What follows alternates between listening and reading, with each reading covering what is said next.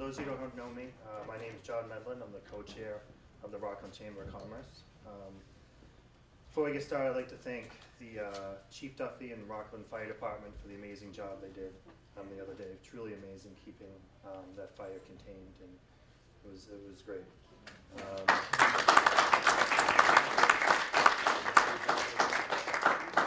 Another note, on April 6th, at 7 p.m. at the Senior Center, there is a public meeting about the 40R overlay district. So if you have any questions or any concerns about that, it's a great opportunity for you. And there's also some people in the room I'd like to recognize. Peter Foreman from South Shore Chamber of Commerce, President. Kelly Grant from the Rockland Chamber of Commerce. Ed Kimball and Larry Ryan from the Rockland Board of Selectmen. Former Rockland Board of Selectmen John Ward and John Rogers.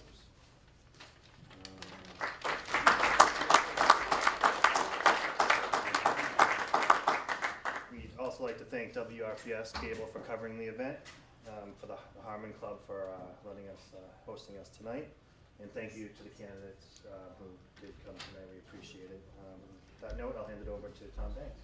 Thanks, Johnny. Good evening, everybody. Welcome to our candidates forum.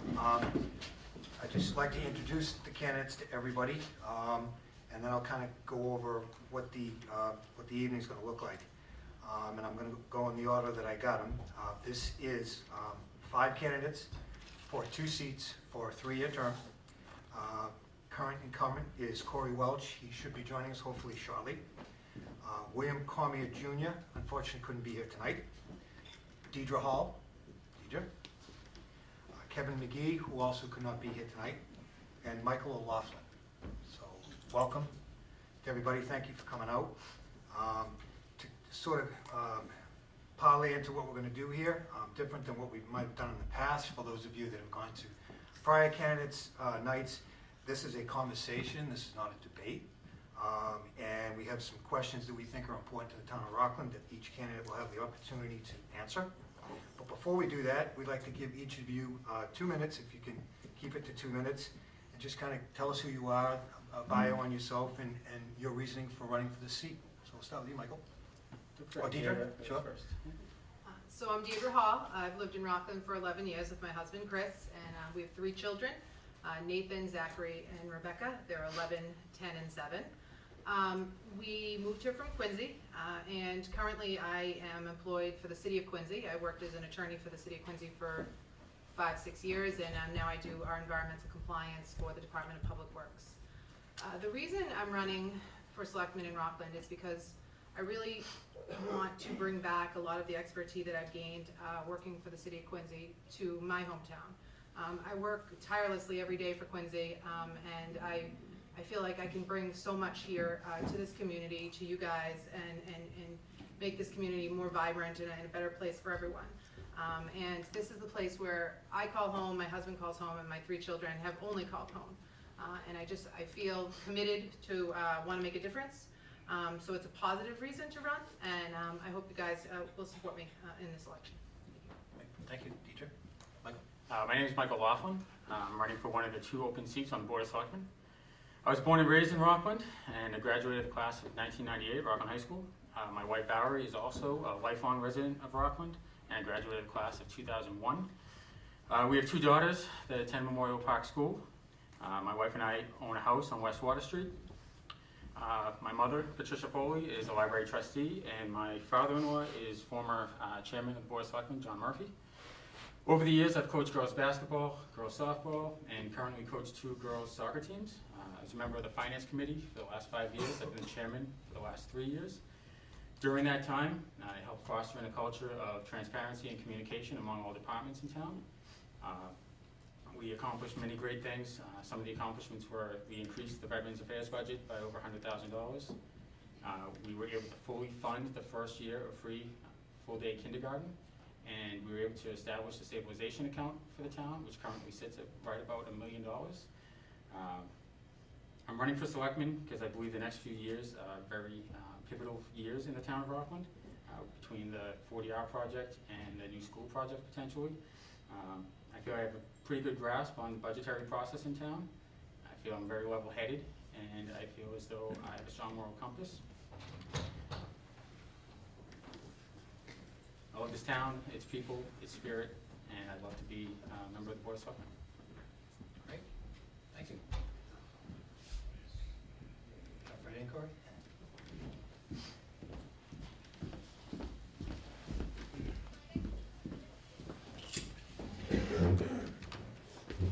So this is Corey Welch. Corey, thank you for coming. Thank you. We're just taking 2 minutes to just give a bio and who you are, and in your particular case, your reason for running again for the seat. Okay. Well, I apologize for being late. I had my son, I picked him up from daycare, and fortunately my relief was late, but she wound up just getting home as I was pulling out with him in the driveway. But, you know, I moved to this town in 2010, and, you know, well, first off, my background, I'm a real estate broker and a mortgage broker. I've been doing that for about 17 years. Self-employed business owner. I come from an entire family of entrepreneurs. You know, I was raised knowing the value of a dollar. And when I did move to this town in 2010, you know, property taxes were low. And I've seen over the years how they've escalated. And kind of what drove me to run was, you know, seeing the mistakes of the past and not wanting to repeat them in the future. And what I did see is, you know, through some change in management and leadership in town, and through, you know, the taxpayers of Rockland really stepping up and voting for 8 straight tax increases, we have kind of dug ourselves out of the mess we were in, and now we're doing better than ever. We have a very cohesive board as it is right now. We got a lot of good things going on, and with a, you know, a 2.5-year-old and another one on the way, I want to keep my finger on the pulse of what's going on in this town so that we don't repeat the mistakes of the past. So that's why I'm running again. Thank you. Great, thank you for being here. Okay, so the first question, and everyone's touched on a little bit tonight, and Michael, we'll start with you and we'll go that way, just to keep the flow going. How do you feel about the Regional Economic Development Study and the new 40R committee formed in Rockland in regards to the development of the Rockland downtown area and the changing of zoning and permitting that this group is working on? This is a topic that a lot of people in Rockland are happy about, are concerned about, are not sure about, and I'm sure they'd be interested to hear what your position is on that. I'm very excited about the 40R project. I feel as though it's something that we've talked about for a lot of years in town. I'm glad that they put the committee together, and I'm glad that they're going to revitalize the downtown. Over the years, you know, there's been some businesses that have done well down there, but as you drive through the center of town, you notice more and more empty shops, and I think bringing more residents to downtown and creating a stronger business district will really be vital for the future of the town. Great. Dita? I too am very supportive of the 40R district for Union Street. I think that the 40R district is solving two issues that Rockland has, which is the commercial revitalization as well as creating additional affordable housing. As you know, our housing plan requires us to produce a certain amount of affordable housing stock every year, and this will help us meet that. It allows the community to bring more people into the downtown, and those people can then frequent those businesses and allow for additional commercial growth in the town. I also think that what I really want to highlight is I think the committee did an excellent job working with the community. I think the meetings that they've had to get the community input were fantastic. The people at the meetings had great amount of input. They asked very good and poignant questions.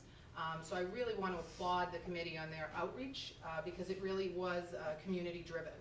And I think that means that it has a really good chance of success here, the more we have the community behind it. So I just want to thank the committee for that. Gord? Yeah, I'm very excited about the 40R district being in real estate, and you know, for the last 17 years, you know, one of my big issues when I moved to the town was always driving around and seeing vacant properties, you know, old factories or old business buildings just sitting doing nothing. And I think this will offer some flexibility to investors and developers to come in and revitalize the town and really, you know, bring this town back to what it could be. You know, we all drive up and down Union Street and see businesses that come and go, and personally I'm tired of it, and I think that this 40R district the rezoning is definitely the way to go to bring businesses back to this town and to, you know, bring some good economic development here in the town. And as far as bringing some affordable housing, I mean, I think they went wrong a little bit with this, the affordable housing, or the, I'm trying to blank on it right now, the 40B, yes. Regarding the 40B, I think they kind of missed the mark on that, given Rockland and how we're set up. I mean, we're a town with a lot of rental apartments, we're a town with a lot of multifamilies. You know, in general, we meet the standards for affordable housing. Given all these rental units we have, if you were to add up their rents that they're getting, they would fit into the affordable benchmark that they have. And I wish that there was a way that we could include those in so that we wouldn't have to take on any new 40B developments. But unfortunately, that law was written, and there's nothing we can do about it at this point. So, but other than that, I'm very excited about the 40I district. Great, thank you. We're going to stay with you, Corey, because this second question sort of piggybacks that question.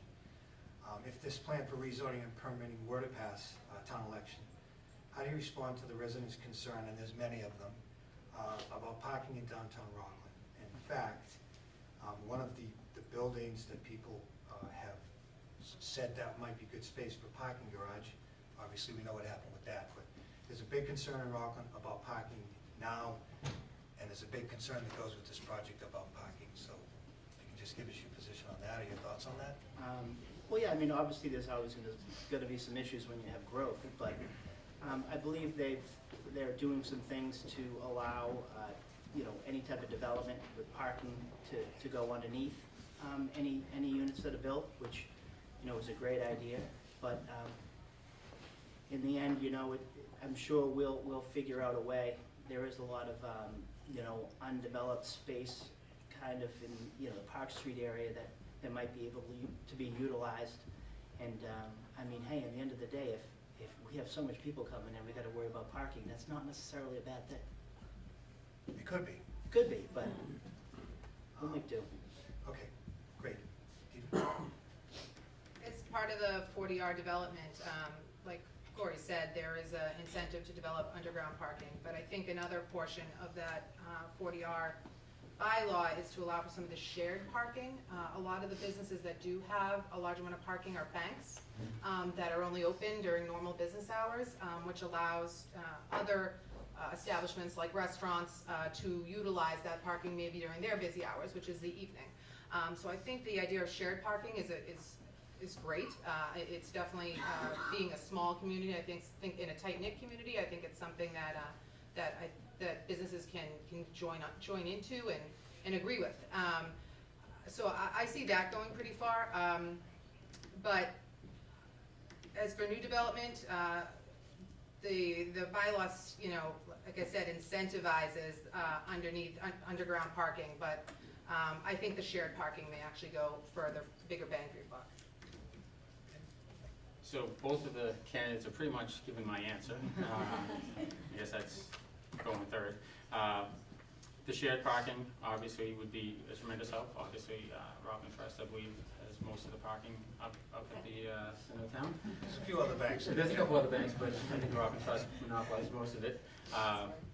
And as far as the committee itself has been working diligently on a plan as far as putting the parking underneath the structures, which I think is a great idea as well. And you know, I look forward to seeing what the committee, you know, final presentation is on before you. So we'll stay with you, Michael, for the next question. It's been noticed on different occasions that there seems to be a board member missing from the 5 from various meetings. What's your commitment to attending meetings as a selectman and attempting to be at all those meetings, as many as you can? So I've been a member of the Finance Committee for the last 5 years, chairman for the last 3, and in that time I missed, I believe, 1 meeting, and that was a snowstorm, and we wound up canceling it anyway. And so my attendance would be that I'd be at every meeting. I'd make that commitment. You know, I wouldn't run if I was going to do it, you know, halfway. So it's a commitment that I take seriously, and I'd be there early and often. Great. Peter? I agree with Mike. If you're gonna make this commitment, you need to make it wholeheartedly. I was actually looking at the schedule for the selectmen meetings coming up in April, and the first one happens to be when I'm away on vacation, and I have booked my flight home and back. So I am committed to be here for the town. Great. Corey? I agree too. I believe that I missed 2 meetings while I've been on the board. One was due to a vacation, obviously, and sometimes being self-employed, I don't wake up every day and punch a clock and get a paycheck. So that the other time there was a work thing that I had to do, which I didn't. I missed the meeting, but. Okay, great. So we'll stay with you, Corey. So as we talk about growth in the town of Rockland, different conversations come up about what other towns have done, and that's gone to a split tax rate. What is your position on a split tax rate? I disagree with the split tax rate. I think that, if you want to start targeting business owners, what they'll eventually do is look elsewhere. I think that's one big advantage we do have over other towns like Weymouth, who does have a split tax rate, especially when it comes to Union Point. These businesses are going to be looking to where it's most economically advantageous for them to set up shop.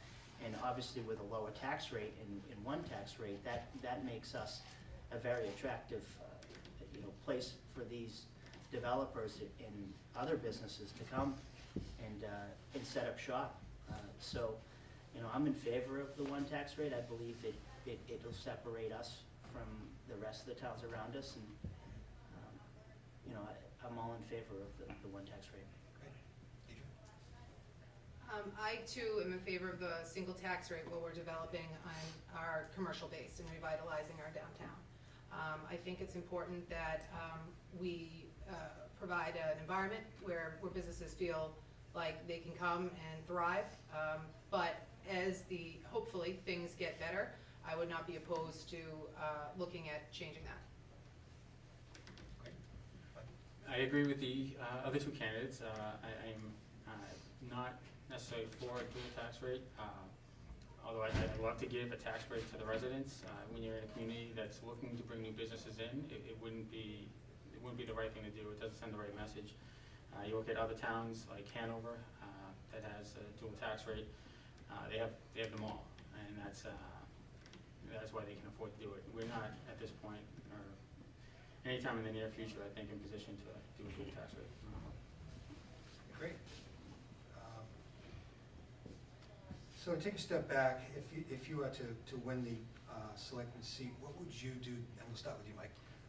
What would you do differently as a board member, or propose that the board do that they're not doing currently today? I'm not against anything that the board has been doing. I think the board's been doing an exceptional job over the last few years. I like the direction that we're going. I think that we've got a lot of opportunities coming up with the 40R and with the new schools. I don't think there's anything necessarily that I would do differently. I think that I bring to the board, like I said, level-headedness and an understanding of the budgetary process that we go through in town. Again, I agree with Mike in the fact that I really like the direction the board is moving. I like the direction that the town is moving. But the one thing I think that we could probably do better is communicate to the public what we're doing. It's a big thing of mine. I think it's very important for residents to know where their money's being spent, what it's being spent on, how it's being spent, and why we're spending it that way. And that's not to say that the board isn't doing what they can at this point. Communication is just one of those things that can, it's a lot of work. I don't know if we need to utilize social media or do more targeted mailings, do more information on the cable site. I just feel like there's always room for improvement for communication to residents. Yeah, I agree with Deidre. There's always room for improvement when it comes to communicating what's going on with the residents of the town. I think that we've been trying to make some moves to do that a little bit more with the website, which has gotten revamped, and doing things of that nature. Updating the site more frequently. But as a town, we've been doing pretty well, and the direction of the board's been great.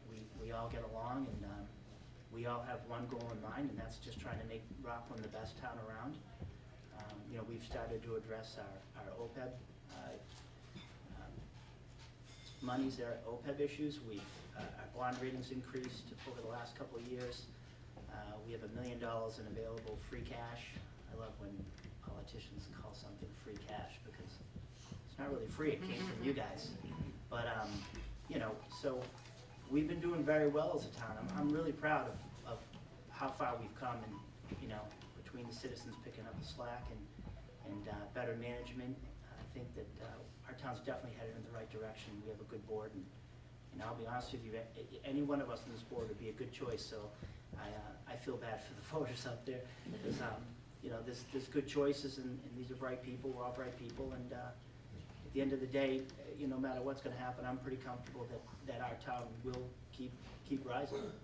That's it. Great. And we'll stay with you, Corey. As you know, the town of Abington has a town manager versus a town administrator. Other towns have considered doing the same. What's your position as we operate currently with a town administrator versus what Abington does as a town manager? Well, I think we're doing a little bit better than Abington, but, you know, and all I know is a town administrator. That's all I've ever had to work with. And, I mean, maybe we're a little spoiled, but, you know, I'll give Alan his credit where credit's due, and he's done a great job. I mean, if there's somebody that knows the ins and outs of state government, and how to make your way through the wicked web that is our Massachusetts state government, it is Alan Shaka. You know, I know we might be some abrasive at times, but he gets things done, and, you know, I think as a town, we're lucky to have him. He's managed this town very well. He knows what he's doing, and, you know, if we can keep getting a town administrators like Alan Shaka, then I will stick with the town administrator. Great, thank you. Gita? So the current form of government with the town administrator decentralizes power a little bit. And what we sacrifice is efficiency. So we don't operate as efficiently as we would under a town manager. But what we gain is we gain a little bit more direct influence in the direction of our town and the aspects in our town. So it depends on what you want to prioritize, whether or not you want residents to have more of that direct say and at the cost of efficiency, or whether we feel like we, you know, need to elect or appoint people who are able to make those decisions for us. I think right now we move slowly, but we're moving in the right direction. The last thing we want to do is to move quickly in the wrong direction. So I think that what we're doing right now is working, and I think if it isn't broken, we shouldn't fix it. Again, I agree with both the other candidates. You know, echo what Corey said. I think Alan does a phenomenal job in his position as town administrator. To his point, he can be abrasive at times, but you know, he gets things done. You know, he doesn't. You know, he's faced with the challenge. He gets it done. He's done a lot of good things for Rockland, and I'm pleased with the current setup of the town administrator. Just for the record, because I know Alan will be watching, this was not to pick on Alan. He's in Florida, right? This He's in Florida, is yeah. not to pick on Alan, my friend, but this was a question that we've asked before, and there's been different positions on that, that's why we asked it. This is one our dear friend Larry Chaffee was a big proponent of, and many people keep asking how zoning changes will help, I'm sure. Location helps, but how does Rockland get a supermarket back? Start with you, Mike. Yeah, I should probably recuse myself from that, seeing as I work for a supermarket now. You can help us. Yeah, maybe not. You know, It's a question that's going to be asked to board members. So. Yeah. You know, I think we've been close in the past. You know, I think it's obviously location would be the primary thing. I know being in the supermarket industry, obviously the same banners aren't going to open up a supermarket too close to each other. So there's a lot of competition coming in. I work for Stop and Shop, so obviously they wouldn't be one. But there's a lot of other supermarket companies that are coming in to the area. Reach out to them, show them what we're doing in town, show them the revitalization, show them the need for a supermarket within town. It's been something that, you know, I watched the candidates night from, I think 4 or 5 years ago, and I think Ed, you mentioned it as well, you know, so it's been an issue for a while. And I think it's just, you know, improving the overall image of the town and letting people know what's going on. If the community wants a supermarket, we need to stay committed to it. There's never going to be a perfect project. There's never going to be a perfect location. We shouldn't shut down an opportunity or an idea before we've actually had a chance to talk to the developer and talk about ways maybe to mitigate some of the issues that may come up from the development. So I think it's important that we allow planning to go forward for something and not shut it down before we start, so that we can talk about maybe what some of the negative impacts are, some of the residents' concerns of those impacts, and whether or not those can be mitigated in some other way, shape, or form, rather than just shutting the project down from the beginning, because there's not going to be any perfect project. And so we need to be open and willing to listen and see if we can make those changes through mitigation measures. Gordon? Yeah, I know we've had some chances in the past. I know the what is now the Calvary Church, there was an opportunity at some point to possibly get a supermarket there back in the day before it wound up being the Calvary Church, but for whatever reason that didn't work out. I know there's been some recent talks maybe over by the Home Depot in Rockland, a possible market basket. I think some of the neighbors got upset and killed that, you know, maybe because of lack of communication between, you know, the distance between the supermarket and where their boundaries were gonna be, who knows, but I think it'd be great to get a supermarket in and maybe try to go back and re-court them, to get them to maybe work here, do a little bit better job educating the people in that area, to let them know that, hey, maybe there's things that they can do to mitigate any type of intrusion into their areas, and that's it. I mean, that's all we can do. I mean, Rockland, I guess, is running low on developable land for a supermarket, so we'll have to maybe try to figure out something where we got some space, and that's a good spot. Let's just maybe try to revisit it and make it work, and just do a little bit better job getting it done. Or some version of it. Yep. We'll stay with you, Corey. This one is this is a question that I've been asking every time that we do this forum.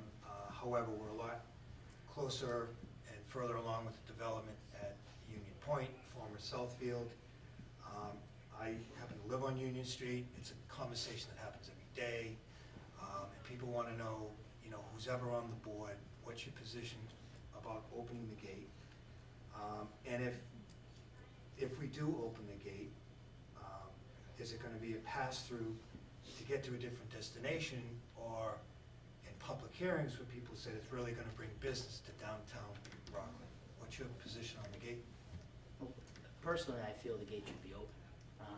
I just think it'd do wonders in possibly getting business back into the downtown area. I don't really think it would be a cut through from people coming down 18 to go through. It's just, I've done it. It's, you know, I've mimicked that drive, and it's just such a mess. You wouldn't even it's just not even worth it. But I think it would be good in getting the people, when Union Point does become developed, just a good way of accessing that group of people to get into our downtown area. You know, as far as opening it up, that's a decision I think the town should probably make as a whole. Maybe find a way to put it on a ballot as a question. You know, and I think I've actually pondered that with Alan Schucker. What would the process be done to maybe get it on a question for a ballot? You know, not during, you know, a selectman race, so you get a small sample, but maybe there is a way to put it on the ballot for a more like statewide race. That way, you know, the town as a whole makes a decision for what's best for the town versus, you know, a small group of people will come out in droves just to get something turned down. That's how I feel. Peter? I don't think opening the gate right now is an economic solution to the downtown as of right now. We have infrastructure already built to Union Point. We have the Delahunt Parkway. Union Point has not developed into Rockland yet. I think we should see how this 40R revitalization goes with the current infrastructure we have. There's more cost associated with opening the gate, especially since we don't know whether or not it will solve anything. It's a large cost to undertake before you do it. The roadway would have to be brought up to proper standards. You'd have to have utilities, lights, probably gas lines going in there. Apparently there's an endangered species in there, a turtle, so you'd have to go to MIPA for permitting. So before you even put a shovel in the ground, you're talking hundreds of thousands of dollars worth of permitting and upgrades. And without knowing that it's a sure thing, that's a big investment to make for our residents. So I think where we have infrastructure already in place, we should see what happens. And if that goes nowhere, then we revisit it. Well, I agree with Deirdre. I don't think right now it would necessarily solve any of our issues today. I think the main focus for us should be the 40R project and see what that does. If that revitalizes the downtown and it helps in that manner, then opening the gate might be a moot point at that point. I don't think it's a decision that needs to be made today.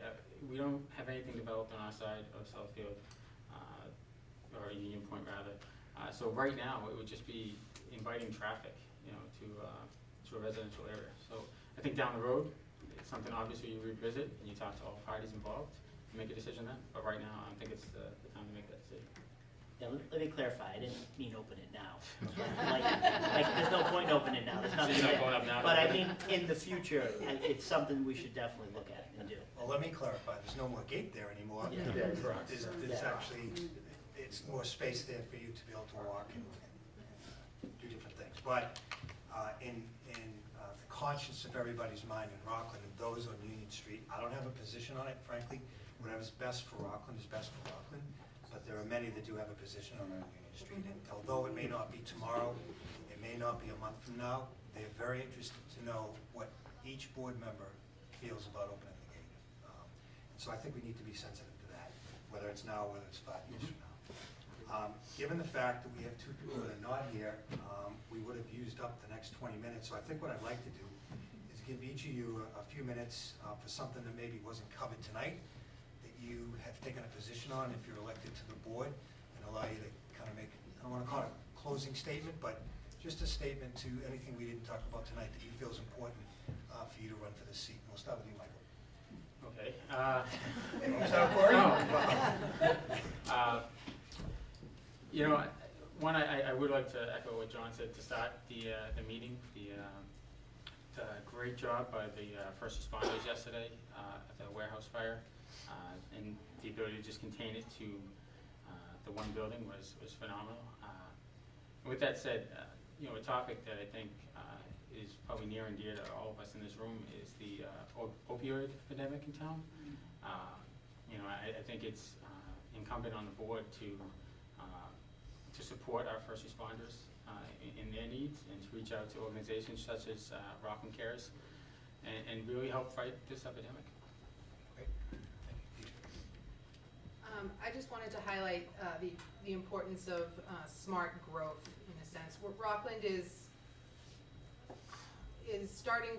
at a place where it's starting to grow. It's starting to we're starting to make more investment in our infrastructure, starting to make more investment in our community. And I think it's important that we not only look to our residents to help fund that, but also look to other grants and other ways to raise additional funds for that. I think it's important that we are honest and transparent with with our residents on how we're spending their money and what they're getting for their services from the town. So one of the big things that I really want to focus on if I'm elected to this board is the transparency between the government and the people. I find that very important, and I think that's what our citizens deserve. Correct. Yeah, I'm kind of piggybacking off Deirdre here. Being in real estate, that's my goal for Rockland, is to not drive around and see dilapidated buildings and factories sitting around for years. For me, it just seems like a big waste of revenues. You're not getting the full potential out of the property. So I'm definitely would do anything I can to encourage any type of smart economic growth and to redevelop these properties. And we're going to have to be flexible with developers and and people that want to come in and do things with these properties, because, you know, you gotta make it advantageous for them to invest, and in order to do that, we're gonna have to be flexible, so, you know, that's always been one of my goals as selectman, is to try to, you know, move that agenda, and with 40R, I think we're making some good strides, and that's kind of what I wanna keep going, is keep working on getting these dilapidated properties, something done with them, and bringing them to their full potential. Great. Well, thank you for coming out tonight. Thank you for caring. Oh, I always tell Alan Shaka, one of my other goals was to actually get elected and for 1 year not utilize Prop 2.5, but he keeps telling me, I mean, that, you know, not raised to the maximum levy limit, he keeps telling me there's a fat chance that's ever gonna happen, but it's still a little dream of mine. Well, thank you all for coming out. Thank you for caring to take the seat of Rockland. I want to echo everyone's comments about the Rockland Fire Department. I don't live near that building, but I do live on Union Street, and I do know people that live in that area. I just think it's a remarkable job. I personally do not say thank you enough, and I know many of them on the fire department. Believe you me, I will going forward, because it doesn't hit you until it hits you. So great job by the fire department. So we encourage everybody to come out on April 8th to vote, please. This is important to fill these 2 seats, and I hope people have a chance at home to watch this. It'll run on cable a number of times before the election, so if you cannot make it tonight, it certainly will be on cable for you to view this forum. Thank everybody else in the audience for coming out tonight. Feel free to stick around and network a little bit with these candidates, and thank you everybody for coming. And thank you, Johnny, for kicking us off. Have a great night. Thank you. Thank you.